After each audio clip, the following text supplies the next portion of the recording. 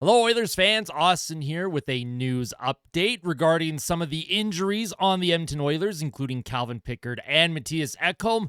This is coming straight from Chris Knobloch himself. He did a little media availability today discussing the status of both those players. I know Oilers fans are eagerly awaiting their return to the lineup potentially. Now, Mattias Ekholm, it sounds like he will not be available for games 1 and 2 minimum.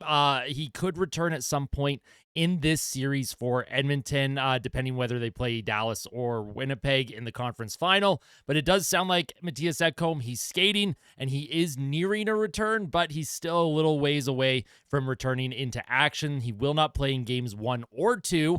So hopefully Edmonton, no matter who they play, whether it's Dallas or Winnipeg, hopefully they can go in on the road, win at least one game, get that split, come home, and who knows, maybe Mattias Ekholm will be shot out of a cannon at home at Rogers Place for game 3. And then when it comes to the status of Calvin Pickard as well, Calvin Pickard will not be available for game 1 of the series in the Western Conference Final. And he will be back at some point in the third round as well. I'm trying to catch up on sleep. Forgive me. Calvin Pickard, he'll be available at some point in the conference finals.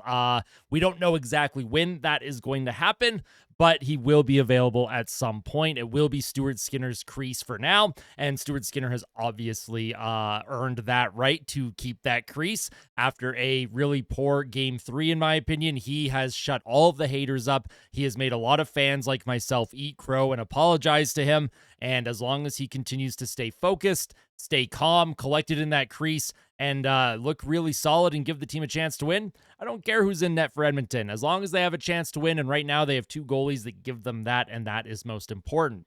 Now, the next thing I wanted to talk about, of course, is Sam Gagner, longtime Edmonton Oiler. He spent parts of 10 seasons with the Edmonton Oilers, and he has announced his retirement, and he is joining the Ottawa Senators front office as a director of player development, and I could not be happier for Sam Gagner. Growing up, Sam Gagner was my favorite player as a teenager and young adult. He made the Decade of Darkness much more tolerable for me as a fan, and when I was a kid, Ryan Smith was my favorite player, growing up. When I first got into hockey, it was all Ryan Smith. They traded Ryan Smith in 2007 at the trade deadline. I was absolutely gutted. And then the Oilers, they got a high draft pick, and they drafted Sam Gagner with that pick. And right away, I loved Sam Gagner. And then during training camp that year, Sam Gagner made the team as an 18-year-old right out of camp. Craig McTavish obviously loved the kid at the time. And Sam Gagner in his rookie year, 49 points. And Sam Gagner was also the very first jersey with a player name on it that I received. I still have his jersey here. I got that as a Christmas gift from my parents, from my dad, and I could not be more thankful that I got to witness Sam Gagner play a wonderful career in Edmonton. He was never, the offensive juggernaut that I was hoping he would become when I was 14, 15 years old. I was like, hey, maybe he'll score 60 to 80 points a year. He never became that player, but he was a very respectable second, third line career player, and he played with his heart on his sleeve. He was a heart and soul player, and I absolutely adored him. I want to take a look at some of his career stats, a little retrospective of his career as a whole. I am planning on doing more videos with like actual in-depth, analysis of players for Edmonton. So this isn't going to be a normal thing. When I do an in-depth player review in the future, it's going to be like their beginning of their career, where they progressed, where they got traded, all that sort of fun information, kind of like a mini documentary, I guess. I'm working on things like that, by the way, for the offseason. But Sam Gagner, he made his NHL debut on October 4th, 2007 as an 18-year-old. He also collected his first NHL point in his opening game. It was a shootout win against the San Jose Sharks. That 07-08 Edmonton team, they loved going to the shootout. They had a ton of shootouts that year, I believe.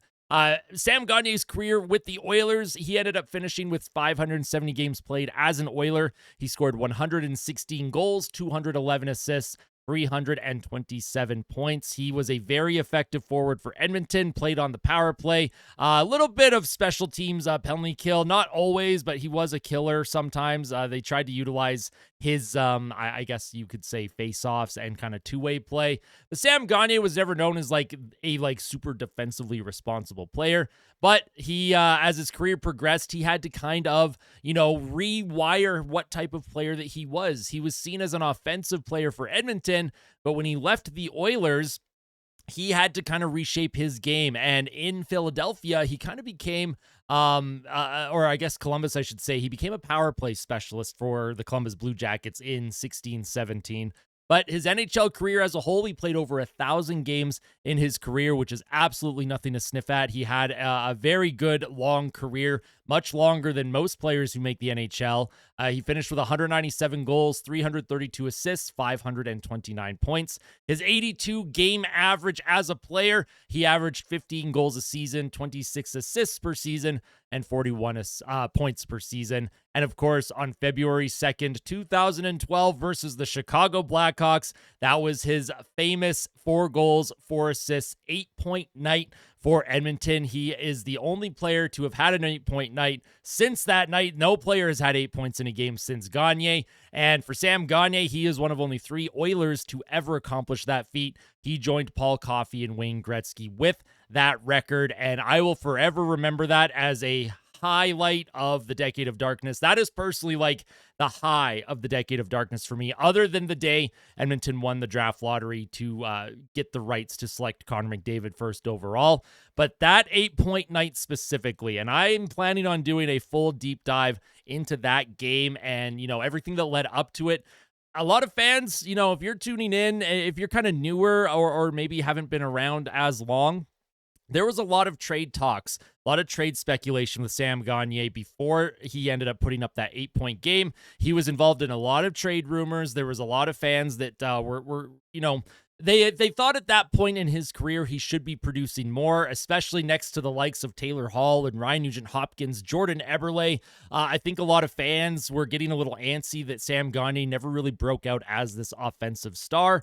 And then on February 2nd, 2012, he ended up having the game of his career, one of the biggest, most incredible highlights of any player's career. But as a fan specifically, I actually do remember shedding many tears that night. I could not believe what I was watching. I wish I had been able to see that game with my dad. He was playing beer league hockey that night, so he actually never got to watch it live with me. But it was something that I'll always remember. I will never forget it. And for Sam Gagner, I will always have his jersey here, this sweater. I will always wear it proudly all the time. When I was a kid growing up, when I was a teenager, I'd wear that Gagner jersey to school. Kids used to make fun of me. They'd purposely mispronounce his name and call him Gagner instead of Gagner. A lot of people like to make fun of the Oilers back in the Decade of Darkness for obvious reasons. But I never strayed from my, beliefs, my love of certain players. And Gagner is one of those players that I'm very thankful that I got to watch. And I hope he does amazing in his retirement. He is going to be an amazing executive or head coach one day. He bleeds, copper and blue. I know he'll be back with the Oilers at some point in some capacity. He loved Edmonton. I wish Chris Knobloch would have been able to trust him and put him in a game in the playoffs last year. Who knows? Maybe you put him in Game 7 against Florida. Maybe a different outcome happens. I don't know. I'm just saying. Nah, I'm just kidding. I don't think it would have made a difference. I would have obviously loved to see Gagner play a few more games in the copper and blue. But you know what? Can't complain. He had a great career, and I just wanted to give my thoughts on that. I wanted to talk about Sam Gagner. That is my favorite player growing up other than Ryan Smith, and I thought it was, a good time to kind of put my thoughts out there and discuss one of my favorite players. So thank you, Sam Gagner, for always being amazing. Thank you for, always giving the Oilers a chance, and thank you for making this Oilers fan specifically happy during very dark days in oil country. Loved watching you every single night, so thank you very much. If you enjoyed today's video, just make sure to hit that like button, and if you really liked it, make sure to subscribe to the channel as we continue to produce daily content here on YouTube. And we are continuing to wait and figure out who the Oilers are going to play in the conference final. Once we know who their opponent is, I will have a full deep dive of that matchup between the two teams, how they stack up, what I think is going to happen in the series, my series prediction. And then we'll go from there with pregame reports and, of course, more live streams. Cannot wait. It's going to be a blast. We'll see you soon, Oil Country. Make sure you tell someone that you love them. And as always, fight like a kid. Fight like Ben. Let's go, Oilers. We'll see you in the next one.